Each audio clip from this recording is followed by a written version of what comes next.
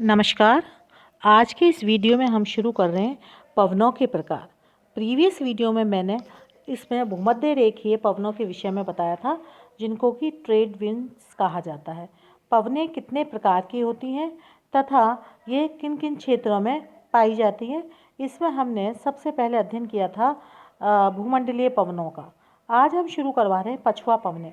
ये डायग्राम आपके सामने है। इस डायग्राम को आप ध्यान से देखिएगा कि हमने भूमध्य रेखीय पवनों को हमने भूमंडलीय पवनों को देखा। अब हम बात करते हैं पछुआ पवनों की। पछुआ पवनें उपोष्ण उच्च वायुदाब कटिबंधों से उपध्रुवीय निम्न वायुदाब कटिबंधों की ओर चलती हैं और ये दोनों गोलार्धों में 30 से लेकर 40 अक्षांश तथा साथ ही साथ 60 से लेकर 65 डिग्री अक्षांशों की ओर बहती हैं। अब हमें सबसे पहले इन पवनों की विशेषताएं देखनी है। इन पवनों की प्रमुख विशेषताएं हैं कि नंबर 1 है कि पृथ्वी की गति के कारण या भूघूर्णन के कारण कोरियोलिसिस बल आता है। इसका प्रभाव क्या होता है कि पवन की दिशा पर चलता है। इनके चलने की दिशा उत्तरी गोलार्ध में दक्षिण पश्चिम तथा दक्षिणी गोलार्ध में उत्तर पश्चिम है। दोनों गोलार्धों में पश्चिम दिशा में चलने के कारण इन्हें क्या कहा जाता है? पछुआ पवनें कहा जाता है। अब इन पछुआ पवनों से गर्म अक्षांशों से ठंडे अक्षांशों की ओर चलने के कारण यह पवनें शीतोष्ण कटिबंध में स्थित महाद्वीपों के पश्चिमी भाग जैसे पश्चिमी यूरोप, पश्चिमी कनाडा, दक्षिण पश्चिम चिली आदि में वर्ष भर वर्षा करती हैं। तीसरी हम विशेषता की बात करेंगे कि शीतोष्ण कटिबंधीय चक्रवातों तथा प्रति चक्रवातों के कारण इनका प्रवाह थोड़ा सा अस्थिर और अनिश्चित सा रहता है। नेक्स्ट बात करते हैं कि उत्तरी गोलार्ध में क्या है। देखिए, मैंने आपको जब जलमंडल पढ़ाया था उसमें मैंने बात बताई थी कि उत्तरी गोलार्ध को हम क्या बोलते हैं? स्थल मंडल के नाम से जानते हैं।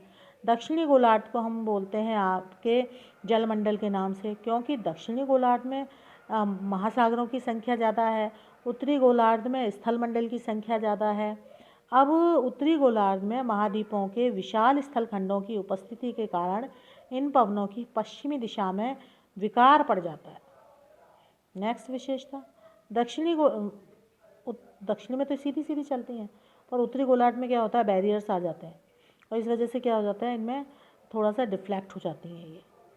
दक्षिणी गोलार्ध में महासागरों के अधिक विस्तार के कारण इनके मार्ग तथा गति में कोई अवरोध नहीं होता और वहाँ से यह अधिक नियमित तथा तीव्र होती हैं। पछुआ पवनों का सर्वश्रेष्ठ विकास दक्षिण महासागर में 40 डिग्री और 65 डिग्री दक्षिणी अक्षांशों के बीच होता है। यहाँ से ये बड़ी तीव्र गति से चलती हैं और इन्हें यहाँ पर बहुत अच्छे अच्छे नामों से संबोधित किया जाता है। जैसे इन्हें कहा जाता है बहादुर पछुआ, ब्रेव वेस्ट विंड्स। और यहाँ पर क्या होता है कि इनकी तीव्र गति के कारण इनमें बहुत भयंकर आवाज़ें पैदा होती हैं। कि दक्षिण में हो रहा है क्योंकि समुद्र है, कोई बैरियर नहीं है, इनको बिल्कुल फ्री छूट मिल चुकी है कि आप कितनी भी गति से दौड़ो। अब ये क्या हो रहा है? इनकी तीव्र गति के कारण 40 डिग्री दक्षिणी अक्षांश पर इन्हें गरजता 40 रोरिंग 40 कहा जाता है। 50 डिग्री दक्षिणी अक्षांश पर प्रचंड 50 फ्यूरियस 50 कहा जाता है और 60 डिग्री दक्षिणी अक्षांश पर चीखता 60 श्रिकिंग 60 कहा जाता है। तो ये नाम क्या है? नाविकों के द्वारा दिए गए हैं, क्योंकि उन्होंने ही समुद्र का बहुत अधिक अनुभव किया और इस अनुभव की वजह से ये होता है कि उन्होंने इस चीज़ को पहचाना कि कहाँ कहाँ इनकी गति कैसी रही। तो हर अक्षांश के हिसाब से दक्षिणी भाग में इन्होंने इसको नाम दे दिया, उत्तरी भाग में तो नहीं है। उत्तरी भाग में तो ये पछुआ पवनों के नाम से ही जानी जाएंगी, पर यहाँ पर प्रत्येक अक्षांश पर इन्होंने नाम दिया। और इसके बाद ध्रुवों की ओर इन पवनों की सीमा बहुत अस्थिर हो जाती है और यह सीमा मौसम के अनुसार भी परिवर्तित रहती है। अब तीसरा हमारा वर्गीकरण है, वो है आपके ध्रुवीय पवनें। कौन सी है? पछुआ पवनें हो गई और इसमें ये तीसरा वर्गीकरण है ध्रुवीय पवनें। ध्रुवीय उच्च वायुदाब कटिबंधों से उपध्रुवीय निम्न वायुदाब कटिबंधों की ओर चलने वाली पवनों को ध्रुवीय पवनें कहते हैं। अब इसके हम देखते हैं प्रॉपर्टीज़ क्या क्या हैं। अब वही बात कि भूघूर्णन के कारण इनकी दिशा उत्तरी गोलार्ध में उत्तर पूर्व, से दक्षिण पश्चिम तथा दक्षिणी गोलार्ध में दक्षिण पूर्व से उत्तर पश्चिम होती है। ध्रुवों के आने के कारण यह बहुत ही ठंडी होती हैं। ऑब्वियसली सीधी सी बात है, जो चीज़ ठंडी जगह से आएगी वो ठंडी होएगी, जो चीज़ गर्म जगह से आएगी वो गर्म होगी। इसके अलावा न्यून तापमान वाले क्षेत्र में उच्च तापमान वाले क्षेत्र की ओर चलने के कारण यह शुष्क होती हैं और वर्षा नहीं करती। अधिक शीतलता के कारण इनके जलवाष्प ग्रहण करने की शक्ति भी क्या हो जाती है बेटा, समाप्त होती है या कम होती है।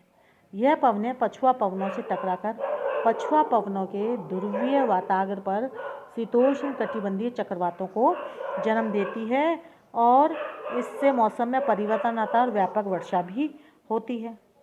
अब हम थोड़ा सा डिस्कस करते हैं पवन की पेटियों का विस्थापन।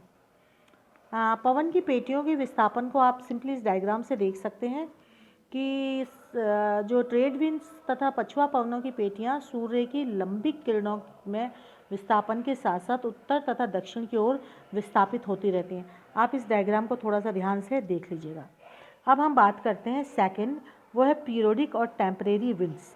जिन पवनों की दिशा मौसम या समय के अनुसार बिल्कुल उलट जाती है, मतलब जैसे हम बोलते हैं ना बिल्कुल वो लुढ़कना लोटा टाइप की, भाई जैसे ही मौसम बदला और टाइम चेंज हुआ इनका क्या होता है, बिल्कुल उलट जाती हैं।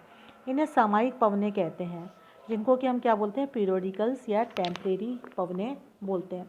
इनमें भाई 3 वर्गीकरण है ना, एक है मानसून पवनें, दूसरा है स्थल समीर तथा समुद्र समीर और तीसरा है पर्वत तथा घाटी समीर।